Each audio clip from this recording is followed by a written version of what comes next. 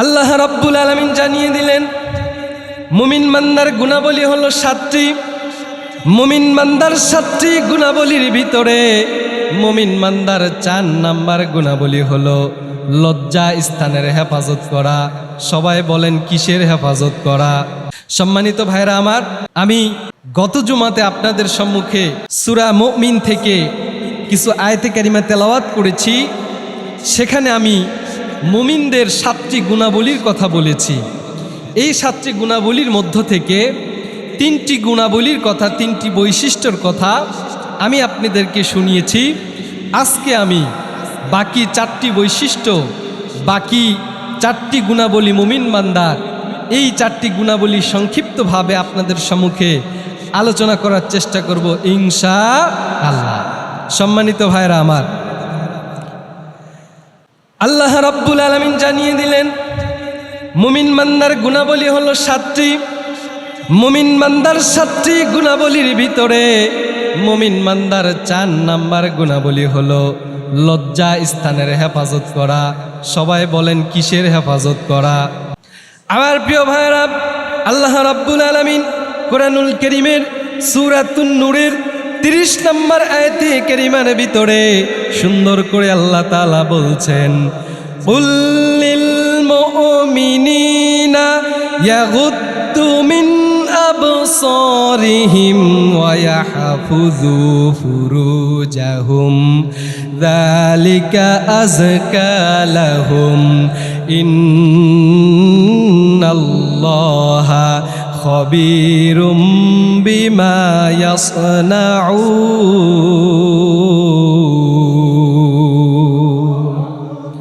আল্লাহ রাব্বুল আলামিন সুন্দর করে জানিয়ে দিলেন, মুমিন পুরুষদেরকে ডাক দিয়ে বললেন তারা যেন তাদের দৃষ্টিকে সংযত করে রাখে এবং তারা যেন তাদের লজ্জা স্থানকে হেফাজত করে।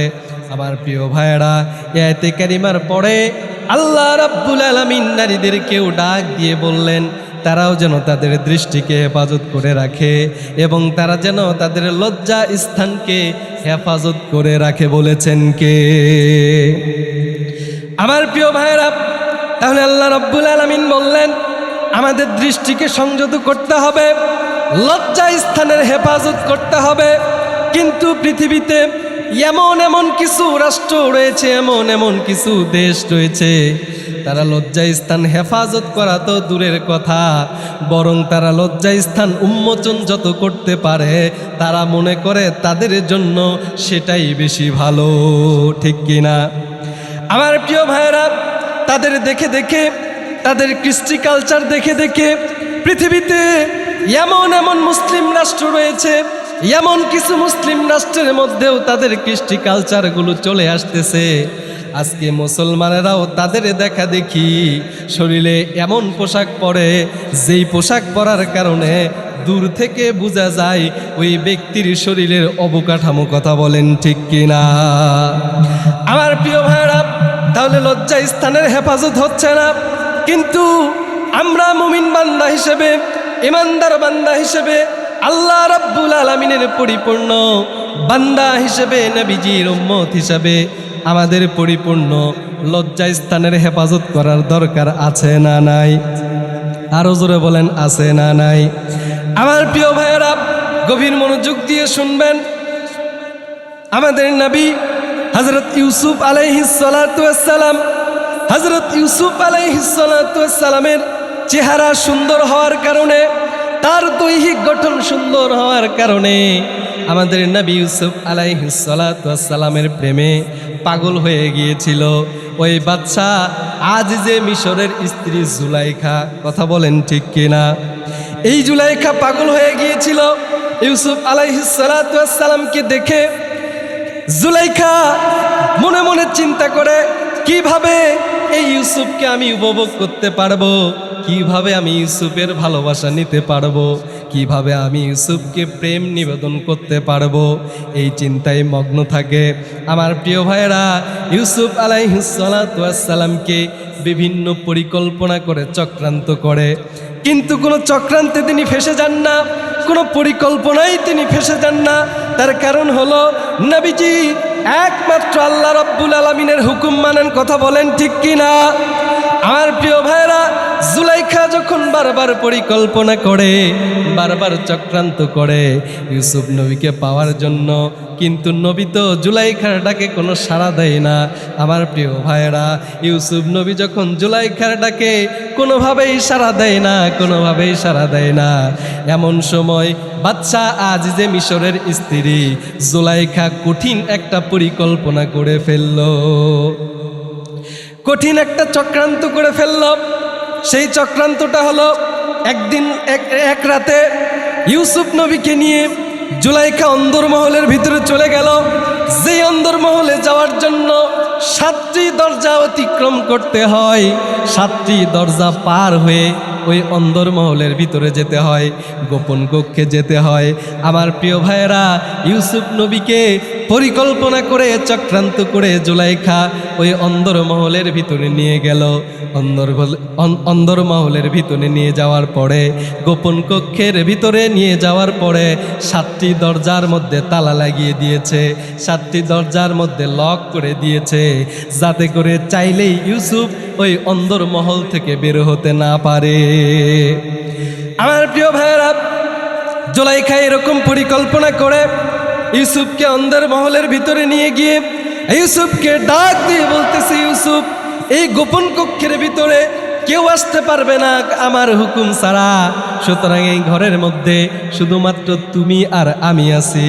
সুতরাং আমার অনেক দিনের বাসনা, আমার অনেক দিনের কামনা, তোমার সঙ্গে আমি প্রেম নিবেদন করতে চাই। নাউজুবিল্লাহ বলেন। আমার প্রিয় ভাইয়েরা, জুলাইখা ডাক দিয়ে বলতেছে, আমি অনেক পরিকল্পনা করেছি কিন্তু তোমার মন পাই নাই, সুতরাং আজকে এই অন্দরমহলের ভিতরে, গোপন কক্ষের ভিতরে তোমার সঙ্গে আমি প্রেম নিবেদন করব, আদান প্রদান করব। কেউ আমাকে ঠেকাইতে পারবে না, কেউ আমাকে ঠেকাইতে পারবে না। এইবার ইউসুফ আলাইহিস সালাতু ওয়াস সালাম জুলাইখাকে ডাক দিয়ে বলতেছে, এই কাজ আমি ইউসুফের দ্বারা কখনো সম্ভব নয়। আল্লাহু আকবার বলেন। আমার প্রিয় ভাইরা, হযরত ইউসুফ আলাইহিস সালাতু ওয়াস সালাম বললেন, এই কাজ আমার দ্বারা সম্ভব না। তার কারণ হলো, আমাকে আপনার স্বামী আজিজে মিশর সুন্দর থাকার ব্যবস্থা করে দিয়েছেন, বসবাসের ব্যবস্থা করে দিয়েছেন, কি করে আমি তার সঙ্গে বিশ্বাসঘাতকতা করি? আমাকে তো আমার প্রভু এটা আমাকে শিক্ষা দেয় নাই, সুতরাং এই কাজের সাথে আমি যুক্ত হতে পারবো না। আমার প্রিয় ভাইয়েরা, এমন সময় হযরত ইউসুফ আলাইহিস সালাতু ওয়াস সালাম আল্লাহ রাব্বুল আলামিনের কাছে আশ্রয় চাচ্ছেন, আল্লাহ রাব্বুল আলামিনের কাছে প্রার্থনা করতেছেন, আল্লাহ তুমি আমাকে এই বিপদ থেকে রক্ষা করো। এমন সময় আল্লাহ রাব্বুল আলামিনের হুকুমে ফেরেশতা জিবরাইল আমিন হযরত ইউসুফ আলাইহিস সালাতু ওয়াস সালামের কাছে হাজির হয়ে যায়। আল্লাহু আকবার বলেন। আমার প্রিয় ভাইরা, জিবরাইল আমিন ইউসুফ আলাইহিস সালাতু ওয়াস সালামের কাছে এসে ইউসুফকে ডাক দিয়ে বলতেছে, ইউসুফ, তোমাকে কোনো চিন্তা করতে হবে না, তুমি আল্লাহ রাব্বুল আলামিনের কাছে সাহায্য চেয়েছো, আল্লাহ রাব্বুল আলামিন আমাকে তোমার নিকটে পাঠিয়েছে। তুমি এই মুহূর্তে জুলাইখার কোনো কথা না শুনে ওই দরজার দিকে জোরে একটা দৌড় দিয়ে দাও। এমন সময় ইউসুফ ডাক দিয়ে বলতেছে, দরজার দিকে দৌড় মারবো, কিন্তু দরজা তো সবগুলো তালা দেওয়া আছে, লক করা আছে।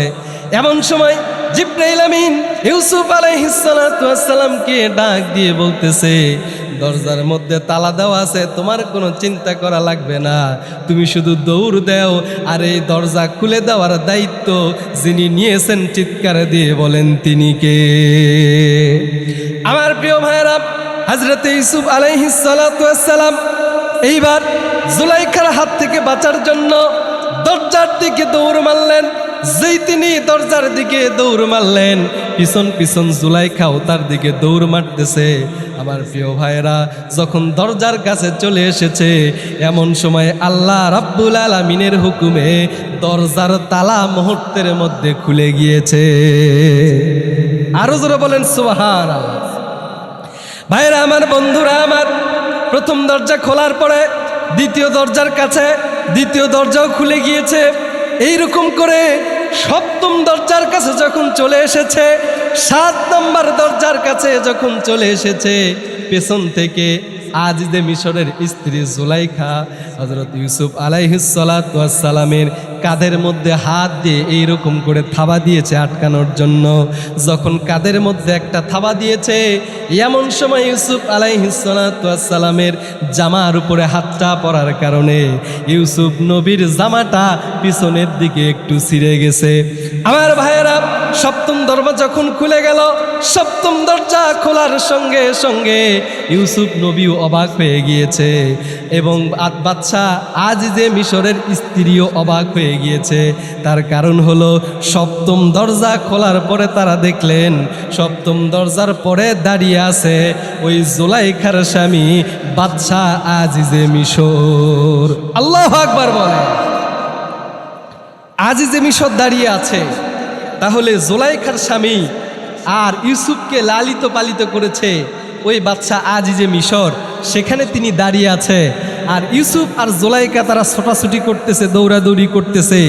এটা দেখে বাদশা আজিজে মিশরের রাগ হতে পারে কি পারে না? জোরে বলেন, পারে কি পারে না? আমার প্রিয় ভাইয়েরা, আজিজে মিশর এই ঘটনাটা দেখে তাদেরকে বলতেছে, তোমাদের ভিতরে কি হয়েছে আমাকে বলো। এমন সময় 2 জন চুপ হয়ে গিয়েছে। নবী ইউসুফ কি বলবে কিছু বুঝতে পারতেছে না, জুলাইখা কি বলবে কিছু বুঝতে পারতেছে না। এমন সময় জুলাইখার মাথার মধ্যে চিন্তা আসলো, আমি আমার স্বামীর কাছে ভালো সাজবো, ইউসুফকে ফাঁসায় দেব। এমন সময় নাটক করে স্বামীর কাছে বলতেছে, স্বামী আপনার এই গোলামের কত বড় সাহস, যাকে আপনি থাকার জন্য, যাকে আপনি সুন্দর বসবাসের জন্য জায়গা দিয়েছেন, ওই আপনার গোলাম আমার সঙ্গে খারাপ ব্যবহার করার জন্য, অশ্লীল কাজ করার জন্য অন্দর মহলের মধ্যে নিয়ে গিয়েছিল। নাউজুবিল্লাহ বলবেন না? আমার প্রিয় ভাইয়েরা, জুলাইখা সত্য কথা বলতেছে নাকি মিথ্যা কথা বলতেছে? মিথ্যা কথা বলতেছে। ভাইরা আমার, জুলাইখা যখন এই কথা বলল, এমন সময় আজিজে মিশরের মনের মধ্যে খটকা, না না ইউসুফ তো এই কাজ করতে পারে না, কিন্তু ইউসুফ তো কোনো কথা বলতেছে না। এমন সময় আজিজে মিশর ইউসুফকে ডাক দিয়ে বলতেছে, ইউসুফ তুমি যে এই কাজ করেছো বা করো নাই, তোমার কোনো সাক্ষী আছে নাকি? ইউসুফ ডাক দিয়ে বলতেছে, আমার কোনো সাক্ষী নাই। এইবার জুলাইখাকে ডাক দিয়ে বলতেছে, তোমার কোনো সাক্ষী আছে নাকি? জুলাইখা মুহূর্তের ভিতরে তার একটা দাসীকে তার হাতের নাগালে নিয়ে দাসীকে আমার প্রিয় ভাইয়েরা সাক্ষী বানায়ে সাক্ষী দিয়ে দিলেন জুলাইখা সত্য কথা বলতেছে। আমার প্রিয় ভাইয়েরা, এমন সময় তাদের একজন আত্মীয় বাড়িতে এসেছিল। ওই আত্মীয়র একটা ছোট্ট সন্তান ছিল।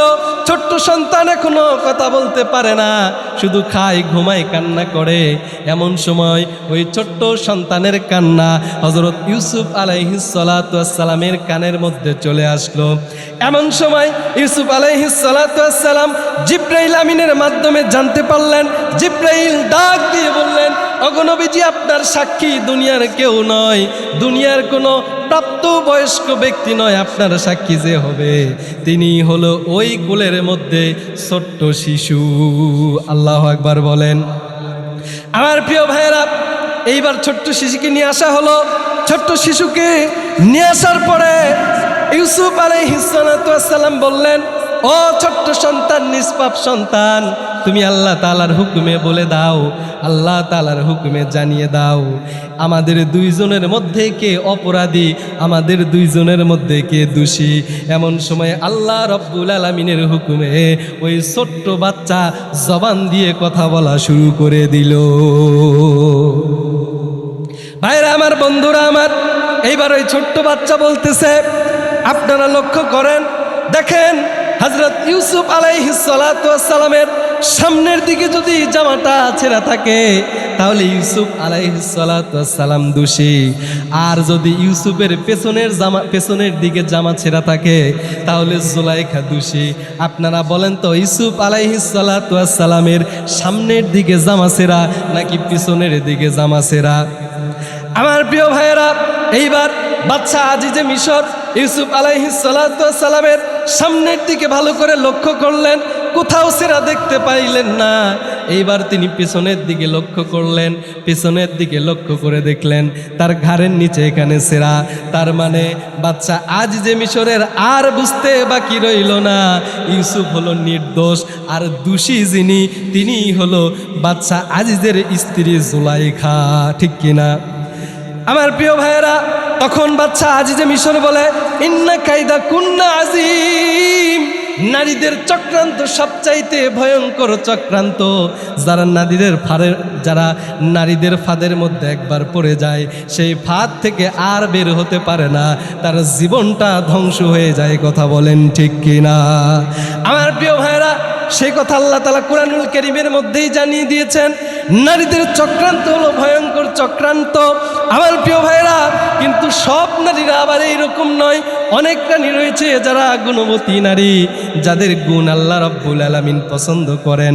আমার প্রিয় ভাইরা, যে কথাটা আমি আপনাদের সামনে আলোকপাত করেছি সেটি হলো আমাদেরকে লজ্জা স্থানের হেফাজত করতে হবে। আল্লাহ যেন আমাদের সবাইকে দুনিয়াতে চলতে ফিরতে লজ্জা স্থানের হেফাজত করার তৌফিক দান করেন, বলেন আমিন। আমার প্রিয় ভাইরা, এরপরে সূরা মুমিনের মধ্যে বর্ণিত 7টি গুণাবলীর মধ্যে 5 নম্বর গুণাবলী হচ্ছে আমানতকে রক্ষা করতে হবে। যদি কেউ আপনাকে আমানত দেয়, অর্থ দেখ, সম্পদ দেখ, যেটাই দেখ না কেন, আপনাকে যদি কোনো কিছু আমানত দেয়, সেই আমানতটা রক্ষা করতে হবে। পারবো না ভাই? ইনশাল্লাহ। আজকে আমাদের সমাজের মধ্যে কিন্তু আমানতের খেয়ানতকারী বেশি আছে, আছে না নাই? আমানতের খেয়ানত করা এটা কিন্তু মুনাফিকের লক্ষণ। আমার প্রিয় ভাইরা, আমি যে শুরুতে হাদিসটা তেলাওয়াত করেছি, নবীজি বলেছেন, ইদা তুবিনা খন ওয়াইদা হাদ্দাসা কাযাবা ওয়াইদা আহাদা গদার ওয়াইদা খাসামা ফাজার। নবীজি বললেন 4টি আলামত, 4টি বৈশিষ্ট্য যাদের ভিতরে পাওয়া যাবে, ওই ব্যক্তিটা হলো প্রকৃত মুনাফিক ব্যক্তি। আমার প্রিয় ভাইরা, সেই 4টি বৈশিষ্ট্য কি? 1 নম্বর হচ্ছে ইদা তুমিনা খন, যেই ব্যক্তি আমানত রক্ষা করতে পারে না, সেই ব্যক্তি ভিতরে 1 নম্বর মুনাফিকের বৈশিষ্ট্য। 2 নম্বর বৈশিষ্ট্য হলো ওয়াইদা হাদ্দাসা কাযাবা, ওই ব্যক্তি যখন কথা বলে প্রত্যেকটা কথার ভিতরে মিথ্যা কথা থাকে। এইটা হচ্ছে 2 নম্বর বৈশিষ্ট্য মুনাফিকের। মুনাফিকের 3 নম্বর বৈশিষ্ট্য হলো ওয়াইদা আহাদা গদার, যখন সে ওয়াদা দেয়, ওয়াদা রক্ষা করতে পারে না, ওয়াদা ভঙ্গ করে ফেলে। তারপরে 5 নম্বর বৈশিষ্ট্য হলো যখন সে ঝগড়া করে, কারোর সঙ্গে বিবাদে লিপ্ত হয়, এই বিবাদে লিপ্ত হওয়ার কারণে ওই ব্যক্তি কথায় কথায় ফাহেসা কথা বলে, খারাপ কথা বলে। আমার প্রিয় ভাইরা, এই 4টি হচ্ছে মুনাফিকের বৈশিষ্ট্য। এই বৈশিষ্ট্যগুলো যেন আল্লাহ তাআলা আমাদের মধ্যে কোনোভাবেই না দেয়, এবং যদিও বা কারো ভিতরে থেকে থাকে, আল্লাহ যেন এখান থেকে আমাদেরকে বেঁচে থাকার তৌফিক দান করে, বলেন আমিন। সম্মানিত ভাইরা আমার, নবীজি সাল্লাল্লাহু আলাইহি ওয়াসাল্লাম বলেছেন, কোন ব্যক্তি দুনিয়াতে 6টি কাজের জিম্মাদারি নিতে পারে, 6টি জিনিসের জিম্মাদারি নিতে পারে, নবীজি বললেন ওই ব্যক্তির জন্য আমি নবীজি জান্নাতের জন্য জিম্মাদারি নিয়ে নেব। আর জোরে বলেন সুবহানাল্লাহ। আমার প্রিয় ভাইরা, গভীর মনোযোগ দিয়ে শুনবেন। নবীজি বললেন, যেই ব্যক্তি 6টা কাজের জিম্মাদারি দুনিয়াতে নিতে পারবে, আমি নবীজি ওই ব্যক্তির জন্য জান্নাতের জিম্মাদারি নিয়ে নেব। সেই 6টা কাজ কি কি? 1 নাম্বার হলো সত্য কথা বলতে হবে। আমরা দুনিয়াতে যত বিপদ হোক না কেন, যত কষ্ট হোক না কেন, কখনো মিথ্যা কথা বলবো না। সবাই পারবেন কি পারবেন না? আল্লাহ যেন কবুল করে, বলেন আমিন। সম্মানিত ভাইরা আমার, 2 নাম্বার হলো আমানতকে রক্ষা করতে হবে। 3 নাম্বার হলো ওয়াদা পালন করতে হবে। 4 নাম্বার হলো লজ্জা স্থানের হেফাজত করতে হবে। 5 নাম্বার হলো চোখের হেফাজত করতে হবে। 6 নাম্বার হলো হাতের হেফাজত করতে হবে, অর্থাৎ আপনার হাত দ্বারা যেন কোনো মানুষের কষ্ট না হয়। এই 6টা কাজ যেই ব্যক্তি করতে পারবে দুনিয়াতে, আল্লাহ রব্বুল আলামিনের পয়গম্বর নবীজি ওই ব্যক্তির জন্য জান্নাতের জিম্মাদারি নিয়ে নিবেন। সুবহানাল্লাহ। সম্মানিত ভাইরা আমার, এই 6টা কাজ যেন আমরা বেশি বেশি দুনিয়াতে করতে পারি। আল্লাহ তাআলা যেন আমাদেরকে তৌফিক দান করেন, বলেন আমিন। ভাইয়েরা আমার, এই পর্যন্ত যে আলোচনা হলো, আল্লাহ তাআলা আমাদের সবাইকে এই আলোচনার উপরে জেনে বুঝে আমল করার তৌফিক দান করুন। সবাই আরেকবার বলেন আমিন। আমি আর আলোচনা লম্বা করছি না। আমা তৌফিক ইল্লা বিল্লাহ।